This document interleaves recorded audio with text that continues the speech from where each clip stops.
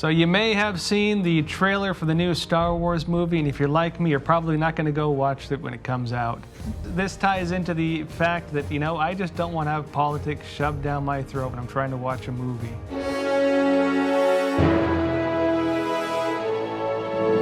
Special guest with us here today who feels the same way, and he's going to help us understand why that is, why Star Wars matters to the American culture, and what's happened to it. We have Bill Whittle. Bill, real pleasure having you on. It's great to be here, Josh. How are you? Great. And so Bill is a political commentator. He runs a popular YouTube channel, and you may have seen him. And before we get started, of course, please remember to like and subscribe. We'll go now. So, Bill, I'm sure you saw the new Star Wars trailer yourself, too. What were your first thoughts when you saw it? Just curious. Well, I have to tell you, they're not really my first thoughts so much as my last thoughts. I've been looking at this for almost 2 years now, this phenomenon. And it's going to be difficult for some of our viewers to understand the importance of this because for many people, this is it's a movie. But it's not just a movie, and it's not just Star Wars. So as far as Star Wars is concerned, just very quickly, Star Wars is the religion for post-Christian America. Kids who were not allowed to be Christian because of all the social pressure on them to not be, and this idea that religious people are a bunch of knuckle-dragging racist savages, has been so pervasive in the culture that Star Wars actually has taken the place of religion had taken the place of religion for this entire generation. And it's got all the elements of a religion too. It's got a prophet, it's got a hero, it's got a messiah, it's got an afterlife, it's got Titanic evil, Titanic good, it's got a code, it's got all of these things. And what has happened in the last several years is that left-wing producers have decided that you cannot have any refuge from left-wing politics at any time, ever, anywhere. So progressive politics have pursued their way into Star Wars, Star Trek, all these other deeply loved franchises. They've also invaded computer games where millennials are spending more and more time. And the bottom line, Josh, is that I have been watching this younger generation for years now, and I've never seen them so angry. They are furious, and they're furious at the left. They're furious at the left because the left will not only not leave them alone, but is determined to go into their personal lives and destroy what for many, many millions of people, especially young people, is in fact a belief system. Yeah, that's pretty profound. Of course, we've seen it now with the whole Marvel universe too, where they're switching all the characters around. They're introducing politics into it now as well. Yep. Right? Yep. They're going to look at this age as the age of excruciating feminist movies. That's what this particular decade will be called. Well, and look at what just happened to Terminator, right? They're looking at what, $100 million loss? $100 million loss on Terminator, with Arnold Schwarzenegger and Linda Hamilton in the picture. $100 million loss, and they're going to lose big money on Star Wars when it opens this Christmas. The issue is pretty simple, really. You have a series of movies that affect, there's thousands of movies come out every decade, hundreds a year, but one or two goes right to the cultural zeitgeist, goes right back to the brainstem, and it does so for any number of reasons. Star Wars did it because it had the original Star Wars. It was lighthearted, and it was fun, and it was an adventure, and people really enjoyed that. And it was so popular that when they made the second and third ones, they elaborated on things and developed the Jedi Order and all the rest of this stuff. But what has happened now is that social justice warriors, especially Kathleen Kennedy, who's the producer of Star Wars, who's famously wearing a T-shirt that says "The Force is female," in front of a room full of 9,000 males and 20 females. She and others in Marvel and everywhere else have determined that you, the American citizen, will get your lesson from these movies. And so the reason they can't make any movies, Josh, is very simple. They're so insecure about this girl power thing that every single woman character has to be absolutely flawless, have all of her powers at the beginning, never ever consults a man, nobody explains anything, no one can teach her anything. She never loses, she never is in a dark spot, and she's always correct and always victorious. And you want to take politics aside for a minute, that is a boring, boring, boring character. And so when these movies and video games tank because they've decided to rewrite all of these male heroes as females, when they bomb, what the left does is it says to this fan base community, which is extensive, it's the culture, you're racist or you're misogynist, or you didn't go because you don't like the idea of a black woman playing James Bond. It's like, I don't actually, number one. And number two, the James Bond character that you're going to create is going to be like the Captain Marvel, and it's going to be like Rey in Star Wars. It's going to be an absolutely invincible, absolutely perfect, powerful woman who can do everything from the beginning. And it's just plain boring. And that's exactly what Star Wars became with this Rey character. She's never flown a spaceship in her life, walks over into the Millennium Falcon in Episode 7, and just flies it better than Han Solo, who'd been flying it for 30 years, She first time she ever picks up a lightsaber, she not only knows how to use it, but she defeats the arch-villain in a lightsaber battle, the guy who's been training his whole life. And I think on some level, these childish, infantile feminists think that this is empowering. But it's just stupid. It's absurd.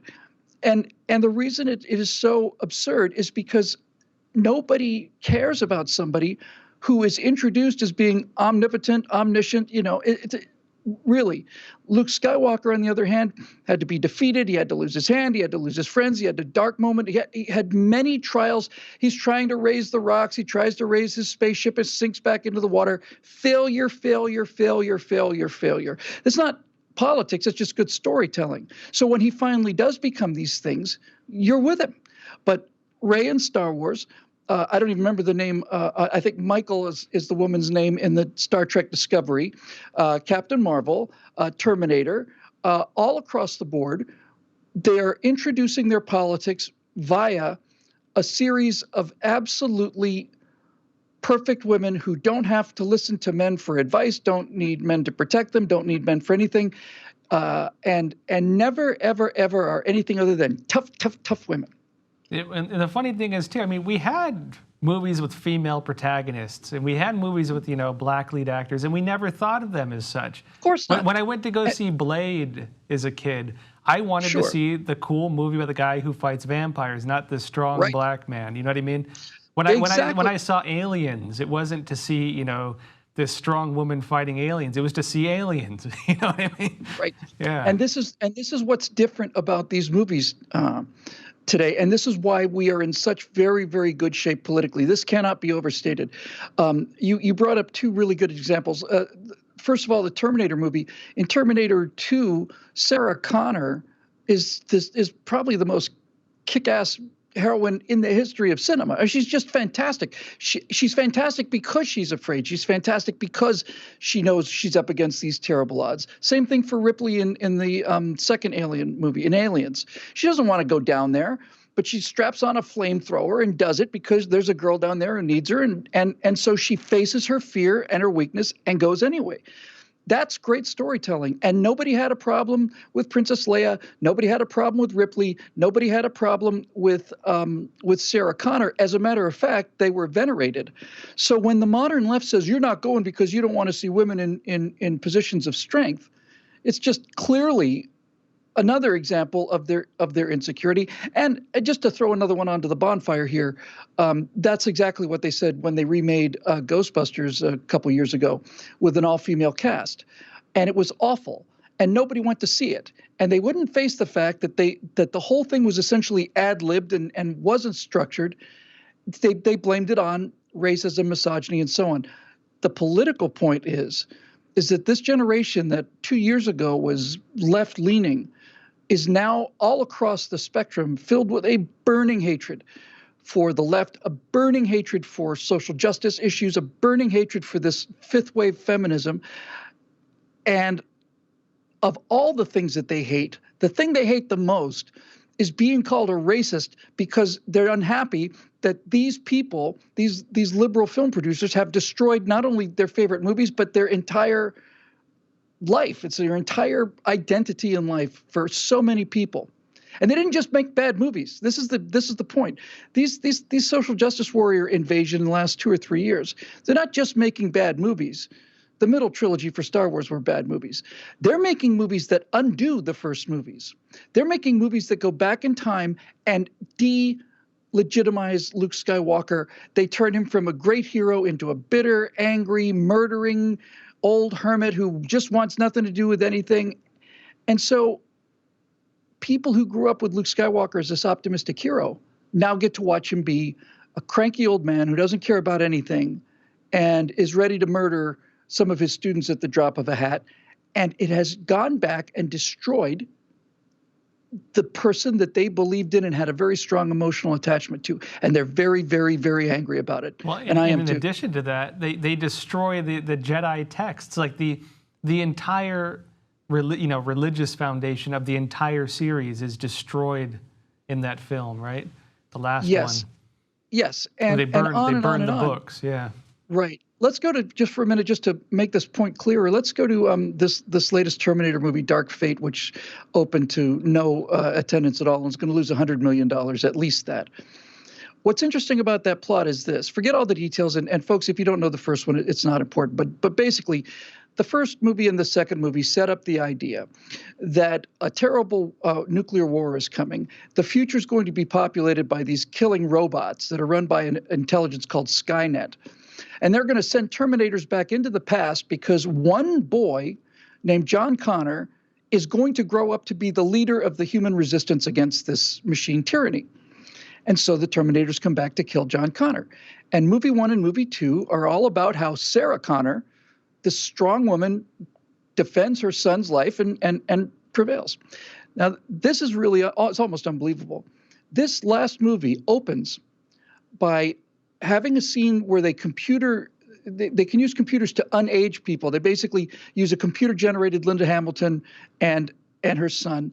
So the beginning of this movie starts with John Connor, who's just been saved from Skynet. He's going to be the leader of the thing, but they've canceled the future, and a Terminator comes out and shoots him with a shotgun and kills him dead. The future of the revolution, the leader of the Earth resistance, shot dead. And what we find is that, yes, that timeline was canceled, but there's a new timeline now. And the new timeline has another baddie agency whose name I've forgotten. And this time, the person who's going to be the savior of humanity is a 5-foot-tall young Mexican girl. And it's the entire same story, but instead of it being John Connor, now it's whatever her name is. She's not a memorable character.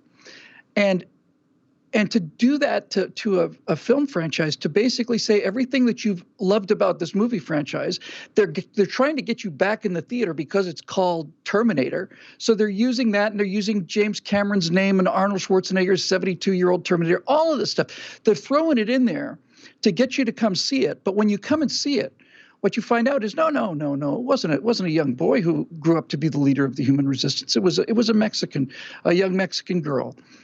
Who's smaller than the rifles that she's handling, and the Terminator protecting her as a woman, and her mother's a woman. You got these 3 women, and it's not. If you look at them individually, this sounds like you're splitting hairs or maybe crying over, little details, but it's not. It is a full frontal assault all across the culture on the part of the left, and it has finally gotten millennials interested in politics. Finally, because they're not even interested in politics. Politics has invaded the worlds that they are interested in. And that's what's got them so angry. Well, that's a profound point, is that and I know a lot of people like this, they don't care about politics. At least they didn't care about politics until about 6 years ago, when, you started having these, pushing into the video game community, pushing into films, right, and calling people racist for not liking this or that. I remember when Tomb Raider came out and they had Lara Croft as the female protagonist. Everybody loved it. Nobody saw it as some feminist icon. It was a fun game with a female protagonist, and that was it. You know what I mean? It wasn't a political statement. I don't think anyone took it as such, at least. Right. You know, just about every role-playing game, at least the Western ones, you know, you could choose male or female, whatever you want, right? It was never a big deal. No one ever thought about it. But then you started having these developers who started shoving it in your face that you had to see it as a symbol of politics and these kinds of things. And that's when the gamer community rebelled. And I think you're seeing the same thing now with all these movies. Without question. Yeah, not even just the ones we talked about so far, but the Marvel universe now is going that direction. They did it to the X-Men universe. They killed off Wolverine. They replaced him with this young girl who can't really speak, you know, for example. In Marvel, aside from the fact that Captain Marvel is a woman who has all powers and is undefeatable, has never suffered any defeats and can do anything. Well, that's really interesting. But just to give you an idea of how far they're taking this, Thor, you may remember Thor, the gigantic, god of thunder, in the next movie is going to be played by Thor's former girlfriend. Natalie Portman is going to play Thor. Natalie Portman is not, I don't think if she's over 5'5", I'd be astonished. I think she's probably 5'3", and she weighs 100 pounds soaking wet. But now she's going to be wearing the armor and throwing the hammer and all of this other stuff, and you're going to get your lesson about politics whether you like it or not. So that movie's going to tank, and they're all going to tank, which alone would be a problem. But when these franchises are dissolved by this left-wing politics. It's not just feminism, by the way. It's a bunch of other stuff. But when these franchises are dissolved, there's a vacuum where they used to be in the pop culture. Things like Terminator, Star Wars, Star Trek, these things, this is our mythology. This is our Zeus and our Apollo and all of it. And when the left has gone in here with this kind of corrosive acid and eaten away at what used to be there, now there's this big old empty hole, and people who spent their lives really, really admiring Luke Skywalker now can't admire him anymore because they know what he became. And Star Trek has become this, and this has become that. And Terminator's not about John Connor, it's about some Mexican girl who's the actual leader, and on and on and on it goes. And it leaves a big gaping hole in the pop culture to go in and undermine these things. It's almost like somebody was going around in ancient Greece and saying to everybody, in an authoritative way, forcing them to go to the arenas and hear, Zeus is not the god. No. Zeus is just the servant for the god. The real god is Isis, fill in the blank, whoever. It creates this cultural vacuum, and it creates a sense of anxiety because this is something people have counted on. But again, if you want to look at it politically, and that's why we're here, the most important thing it does is it shows young people that the left has no problem rewriting history to make it conform with whatever their politics of the moment happen to be. And this has happened so many times now that I think you can actually get people's attention by saying, if you think what they did to Han Solo shooting first was bad, let me try and tell you about the history of the Democratic Party that you have conveniently never heard. You know, this is interesting. It really is like a type of historical revisionism, like a destruction of the past. Without question. You know, they killed Han Solo first chance they got. They destroyed the reputation of Luke Skywalker. They went and, like you said, they undermined the entire first two Terminator movies by killing off John Connor, so that the entire first two movies are legitimized and everything they did was pointless. You know, they destroyed the mythology, and then, what's left in its place is these movies where they're trying to replace it with things that fit their narrative. Correct. But the community is they're revolting against it. They don't like it. And so they not only not like it. Yeah, I'm sorry. They're furious. I'm sorry. I didn't mean to interrupt you. No. But this is an interesting point you're making, is that it seems this whole plan has been backfiring on them. If it's being done intentionally to kind of push this narrative, it's blowing up in their faces. You know, to say the least. And one of the things that I watch a lot of cultural channels, I watch a lot of gamer channels and people who do nothing but comment on movies and stuff, whose numbers are infinitely larger than political commentary numbers, by the way. And some people are still amazed at the economic stupidity of it. I mean, Star Wars was a multi-billion-dollar cash cow. How do you screw up Star Wars? Well, they did. And some people still can't figure that out. they still think that maybe it was like a mistake on their part, but it's not. The purpose of the last three movies was to destroy the journey of the hero. That's the political purpose. And if that means destroying Star Wars with it, that's a benefit for these people. It's not a loss. You can't have a population that grew up on a young man, working hard, risking his life, getting into a cranky, beat-up old starfighter, going in to face this enormous power of this incredibly powerful state, and then prevailing through sheer courage. That's toxic masculinity. You can't have a myth like that in your pop culture. What you have to do is you have to replace that struggle and the courage and the heroism and the masculinity and all of it with automatic, immediate powers, which everybody has, and then simply watch the mythology just corrode away. And they've done it.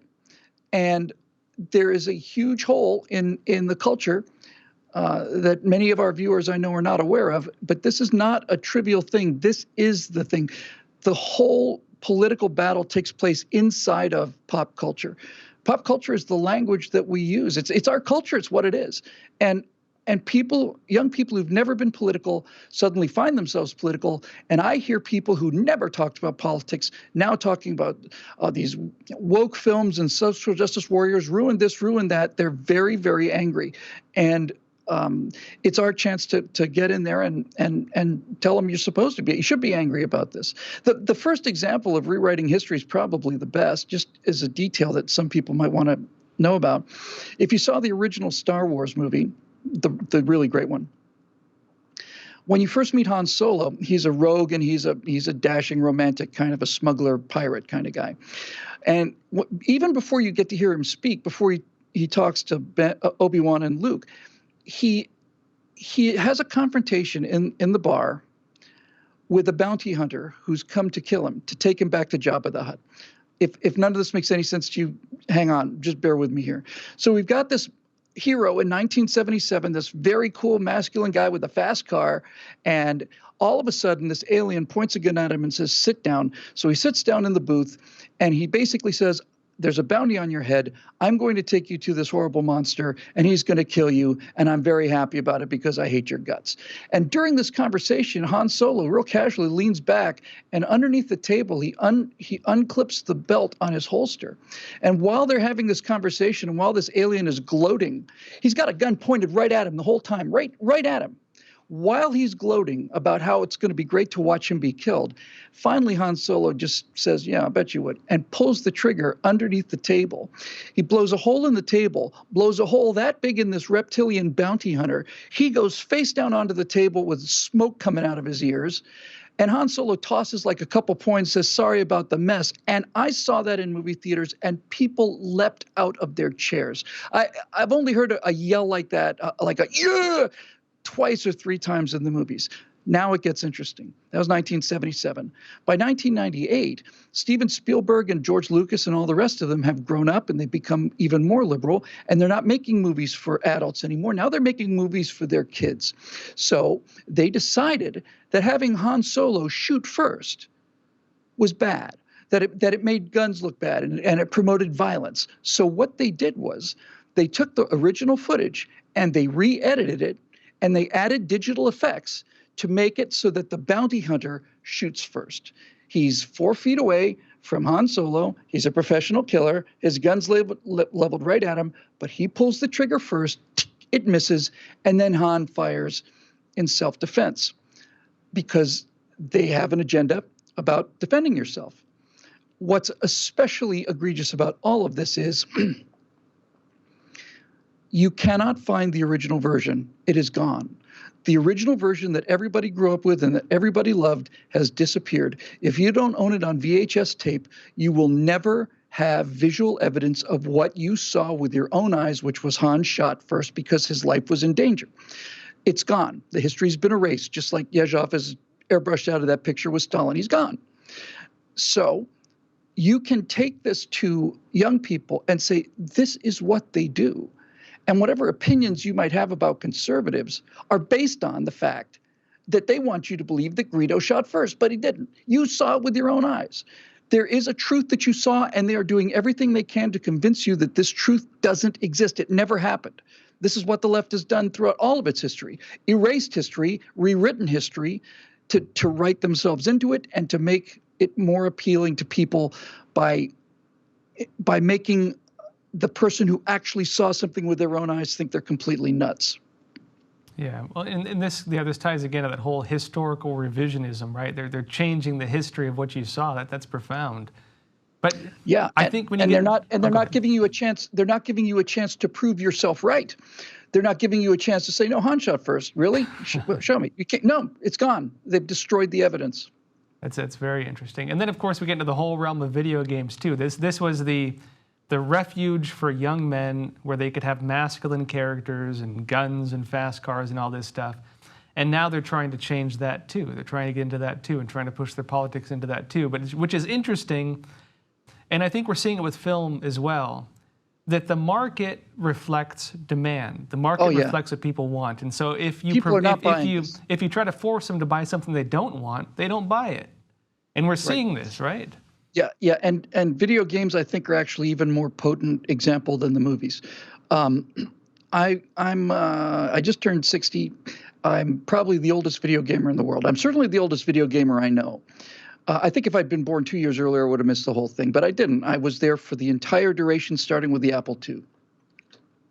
And I had something hit me like a lightning bolt between the eyes about 18 months ago, because I was seeing research, and this is not going to come as a surprise to anybody watching this, that young people were spending more and more and more time playing computer games, so sometimes 5-6 hours every single day. And there's not a person watching this who doesn't have a nephew or a niece or somebody, grandson or whatever, who they never see anymore because they're in their room playing video games all the time. Okay, so this cultural thing is happening, but the thunderbolt was, okay, so everybody's playing video games now, more and more time playing video games, and I asked myself, well, what actually happens in a video game? And it turns out that pretty much every single computer game ever consists of doing two things: making money and buying weapons. And I realized I like to make money and buy weapons. I'm a conservative, so what's going on here? And what I have come to believe and become more convinced of every day is that the reason that so many young people spend time with computer games, especially young men, is because it gives them a world where they get to act like conservatives. They get to drive fast, they get to blow things up, shoot Nazis, jump out of airplanes, chase hot women. They get to do all the things that young men are wired to do, but they can't do in the real world because the social consequences are so high now. You come out and say I'm in favor of capitalism on college campus now, and they'll trash your life. So they, instead of going out and starting their own business, they simply go down to World of Warcraft or whatever the case may be, and they collect gold pieces. And the more gold pieces they collect, the better weapons they can buy. A better weapon means you can take out a higher level monster, which means you get even more gold. I'm buying weapons to get more money, and then I use the more money to get a better weapon so I can get more money. This is all that happens in virtually all computer games.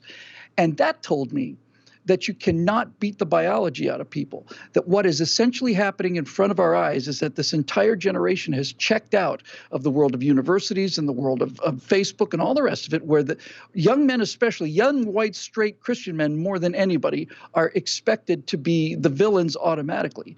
And rather than facing it out here in the world, nobody can face this kind of peer pressure, especially young people. Rather than facing it, they're saying, yeah, you're right, I'm sorry, I really feel bad about the slavery thing, and it's all privilege and all.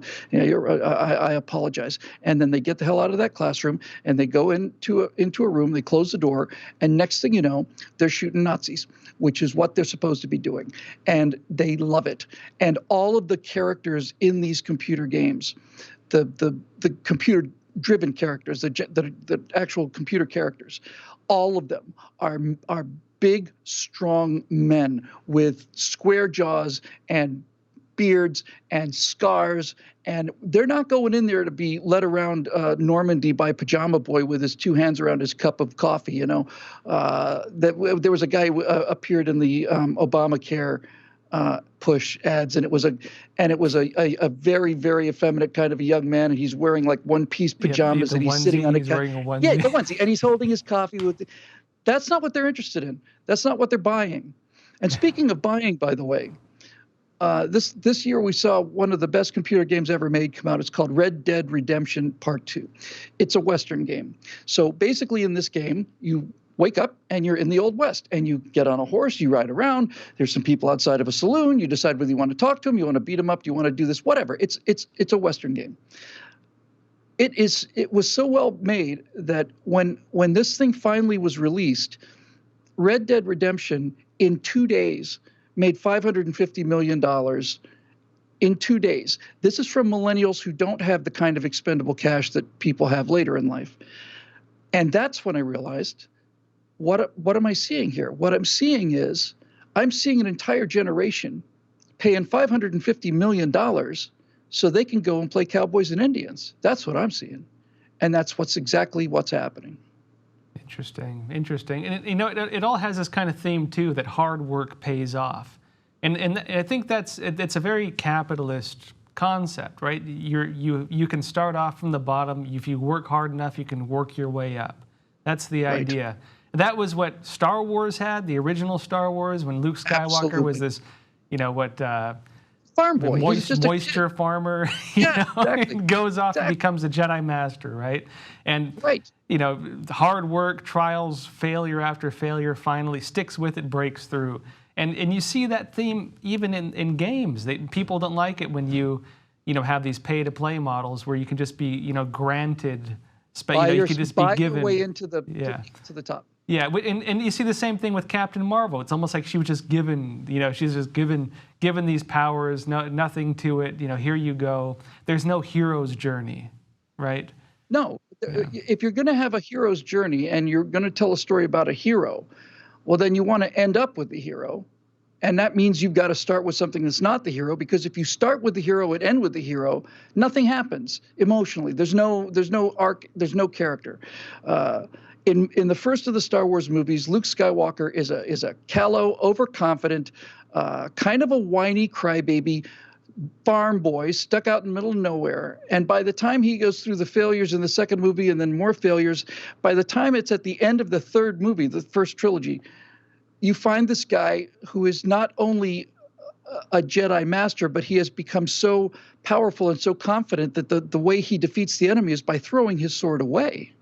That's what he does. He throws his sword away and says... Even more profound, never defeats the Emperor, makes peace with his father, and his father rescues him, right? That was deep. He finds goodness. He finds goodness in the most evil character certainly created in our era. I mean, when you first run into Darth Vader in the first movie, there's an explosion and they're breaching the hull, and in come all these stormtroopers, which are intentionally look like white skeletons. They look like white skeletons, these guys in their white armor.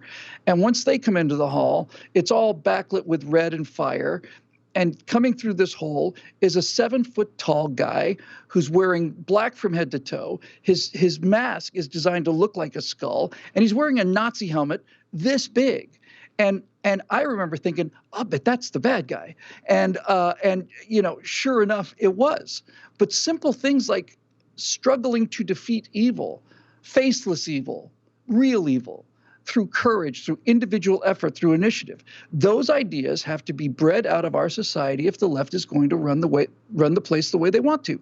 And my first major epiphany was that kids were running away from this and going into video games and trying to escape it. And then as a result of the last 3 or 4 months or so, I've had a second kind of a major thunderbolt, which is the culture war is over and we win.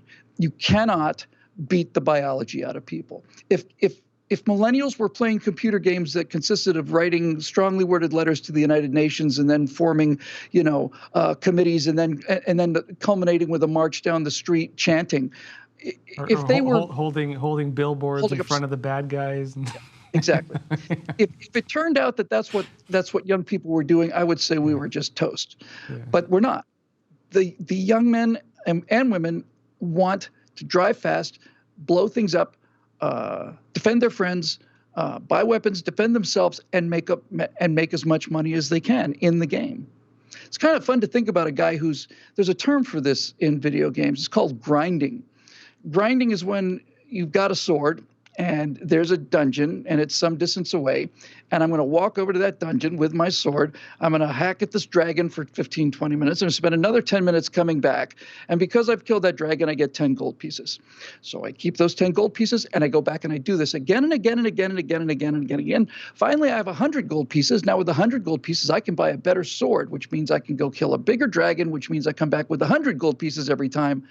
And so this is grinding. It's actually doing a repetitive, unpleasant task in order to get some money. In the real world, we call this going to work. But this is exactly what most computer game time consists of when you're playing a game where you're playing against other people, is just routinely doing the same job again and again and again because you need to have money in order to buy the things that you're going to want and need in order to survive in these game universes. So nobody taught them this. It's not like there was an underground conservative cabal that said, now that you're in the world of computer games, let me tell you how things work. It's absolutely natural. People go out there and do the things that you would naturally do. I had a chance there are almost no openly liberal people in the computer game worlds that I've seen ever. But 2 days ago, I saw a guy whose scream name was Republicans Suck. And he was in a store, and he was buying submachine guns and pistols and stuff. And I said, "Hey, what are you doing?" Because you can communicate with them over the internet. He says, "I'm buying some guns." Well, if you say Republicans suck and you're a big Democrat, why are you buying guns? The police will be there to protect you, won't they? Why are you putting weapons on that ship of yours? The police will come. Chances are very good, as you well know, and I do too, that they won't get there in time to save your life. But that's no reason for you to be able to just go around buying guns and shooting at people. And if you go up to somebody who's been doing this thing 9 hours that day so they could save up enough gold pieces to buy this piece of armor or something, now they've got 1,000 gold pieces. And you come up and say to them, okay, well, I notice you're a Bernie supporter. You got 1,000 gold pieces there. Listen, we're going to take 940 of them. Don't worry, we'll leave you with 60, but we're going to confiscate 94% of everything that you've just gone out and armed. Are you out of your mind? One of us is out of our mind. One of us is voting for a guy who's saying that we should be doing that in the real world. And if you're a Bernie supporter and you're all set to take 94% of somebody else's income, then how do you like the idea of me coming in and taking 94% of the stuff that you actually worked for? And they don't like it. So they're not socialists. They're told they are. They think they are. And sadly enough, they vote like they are. These are real problems. But the fundamental good news is, if you asked a young person to give up their iPad or their Xbox or something, go to a pawn store, cash it in, distribute money to homeless people, they'd look at you like you were from Mars. They're all about wealth redistribution when it's somebody else's wealth being distributed to them. But when they have to distribute their own wealth to other people, they're William F. Buckley, every one of them. Interesting. So I guess just last question. You mentioned before that the culture wars are over, conservatives have won, and you've seen this through kind of your own observations within how people in the gamer community and entertainment community, like the YouTubers, have reacted to these social justice, pushes into their entertainment realm. Where do you think this is going in terms of, I guess, we see where it's going in terms of entertainment, but in terms of how it's going to change culturally, what is the shift, at least in terms of how people are reacting to it? Well, I think probably the first thing to point out would be to say that if you look at the Pacific War in World War II, the United States against the Japanese, 6 or 7 months after Pearl Harbor was the Battle of Midway. And in the space of 6 minutes, we sank 4 Japanese aircraft carriers, and that was the end of the war. They'd lost the war at that point. The war went on for another 3 years, and all of the heavy casualties came later. So winning the war doesn't mean that the war is over. It just means it's won. It's just an awful, bloody mess that's still ahead of us, and it's going to get worse before it gets better. But we are definitely past peak progressivism. As the left continues to try to top itself with its virtue signaling, they become more and more and more not only like unrealistic or unbelievable or they become unbelievably unfun. They're just everything is an injustice, and everything has got to be taken care of. And if you're having a good time, then there's something wrong with you. You must be a racist if you're enjoying yourself. And as they continue to try to beat each one top the other on this virtue signaling, we start to get them invading video games and movies. And the people who were never political before, who just were like farmers, let's say. I'm a farmer. I live out on the farm, right? In other words, I'm living this video game. I don't care about Washington. Washington doesn't care about me. Everything's fine. I'm not political. But when Washington starts sending agents out to your farm to start putting posters up in your house to tell you who you should vote for and what you should believe, and then they start taking your wheat as well, now all of a sudden I realize I had nothing to do with politics, but politics wanted something to do with me. I tried to get away from politics, but politics wasn't going to let me. So now that politics has followed me into this world, this formerly non-political world of movies, which used to be just fun, now I have to get a lesson. Now I don't get to have fun anymore. Now I get to have a lesson, and the lesson is I'm the bad guy. Now I'm political. Now I'm political. Now I'm angry because now you're on my property. Very interesting. Now, Bill, where can people find more about your work? Well, we have a website called billwhittle.com, and we do 11 shows a week here. We do a more serious show called Bill Whittle Now, and a more lighthearted one called Right Angle, which we look at the news of the week and kind of take this conservative philosophy and apply it to daily problems. And I have an archive of thousands of videos there. I think somebody counted them up. I think they said it was something like 80 million views total. That's a nice number. Not bad, yeah. That's probably 4 views per video, given the number of videos that I did. But nevertheless, and a lot of that was me checking the counters too. But we have a bunch of stuff there, and a lot of foundational stuff. The great thing about this, Josh, is that this philosophy is not complicated and it's not hard. You really, honestly, can take this entire perspective that we have as individualists and boil it down to 2 laws, and that is don't hurt anybody and say what you're going to do, what you promise you're going to do. Don't take their stuff, don't harm them in any way, and then if you make a promise to do something, do that. It's 2 laws. The first law covers criminal offenses, and the second law covers civil offenses and tort law. Don't hurt anybody and take their stuff, and do what you say you're going to do. And that's it. Anybody can understand this.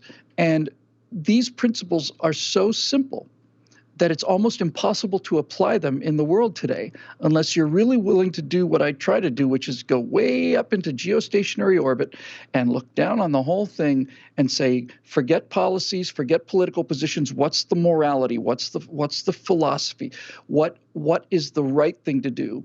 And every single time I test these ideas against what the left seems to be throwing at me, I find that the ideas, it's got nothing to do with me, the ideas become very, very clear. Issues of cloning and things, abortion, drug use, all of this stuff, it all comes down to some very simple principles. And I'm certainly not, I'm not painting this picture. I'm just photographing it. Great. Hey, Bill, real pleasure having you on. I'd like to get you on again sometime. I'd love it. Thanks. Great talking to you, Josh. Yeah, thank you. And everyone, please remember to like and subscribe. See you next time.